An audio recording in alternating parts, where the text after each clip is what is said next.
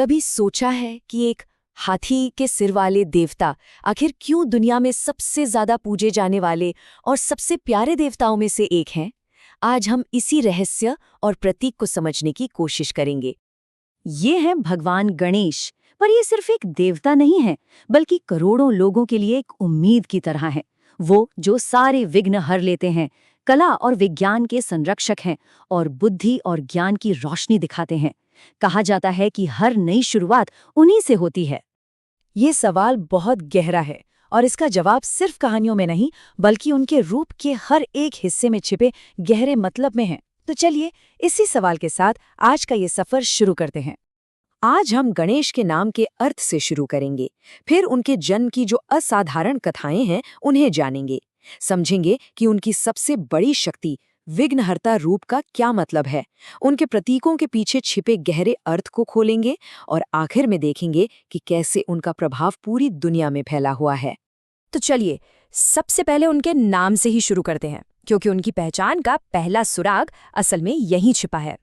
गणेश, ये नाम दो शब्दों से मिलकर बना है, गण और ईश।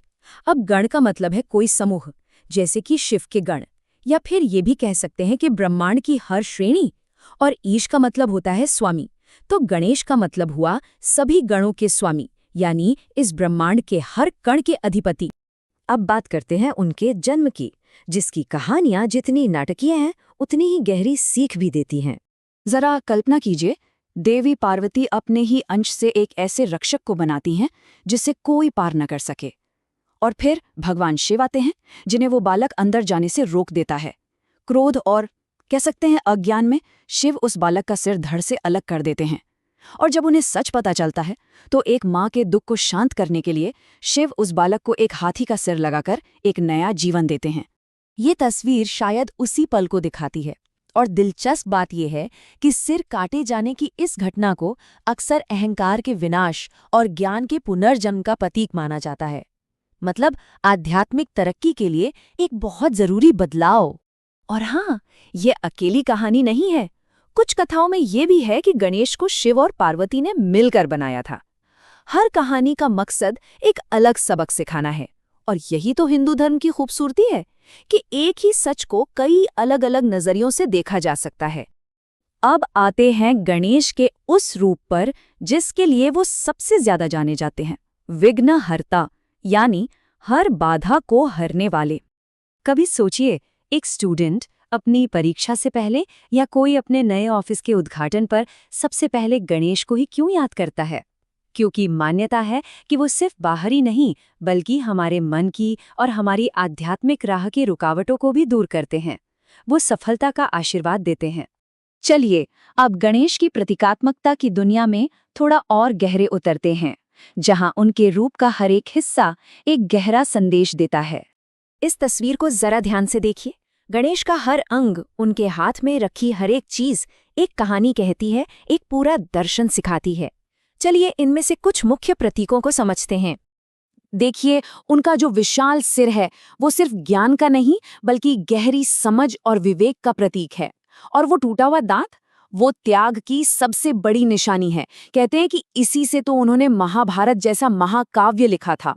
उनके हाथ में जो कुल्हाड़ी है वो मोह को काटती है, तो फंदा हमें सही रास्ते की ओर खींचता है।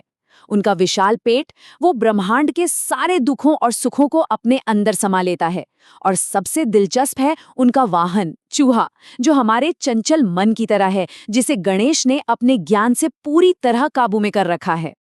अब देखते हैं कि कैसे गणेश का प्रभाव सिर्फ भारत या हिंदू धर्म तक ही सीमित नहीं रहा, बल्कि दुनिया के कोने कोने में फैल गया। अगर इतिहास देखें तो चौथी 5वीं सदी तक गणेश एक प्रमुख देवता के तौर पर स्थापित हो चुके थे, और जल्द ही उनका प्रभाव इतना बढ़ा कि जैन धर्म के अनुयायियों ने उन्हें अपने मंदिरों में जगह दी, और बौद्ध धर्म में तो उन्हें बाधाओं को दूर करने वाले बोधिसत्व के रूप में भी देखा गया, खासकर तिब्बत और जापान में। ये तो वाकई कमाल है। ये एक बौद्ध सूत्र से लिया गया है, जहाँ कहा गया है कि स्वयं बुद्ध अपने अनुयायियों को किसी भी काम में सफलता के लिए गणेश के मंत्र का जाप करने की सलाह दे रहे हैं। ये उनके प्रभाव की सार्वभौमिकता का शायद सबसे बड़ा सबूत है। और ये प्रभाव सिर्फ प्राचीन ग्रंथों तक ही नहीं रुका, आज के इस मॉडर्न जमाने में भी गणेश उतने ही प्रासंगिक हैं। जी हाँ, आज के कॉरपोरेट जगत में गणेश एक मैनेजमेंट गुरु की तरह देखे जाते हैं। उनका अनोखा रूप हमें सिखाता है कि विविधता और समावेशिता ही असली ताकत है। ज्ञान के देवता होने के नाते वो नॉलेज बेस्ड फैसलों की अहमियत बताते हैं। और जाहिर है वो प्रॉब्लम सॉल्विंग और रिस्क मैनेजमेंट के तो सबसे बड़े प्रतीक हैं ही। तो अंत में सवाल ये नहीं है कि गणेश कौन है, बल्कि सवाल ये है कि उनकी ये सीख और उनका ये ज्ञान हमारी अपनी जिंदगी में किस नई और सकारात्मक शुरुआत की प्रेरणा बन सकता है। इस पर जरूर सोचिएगा।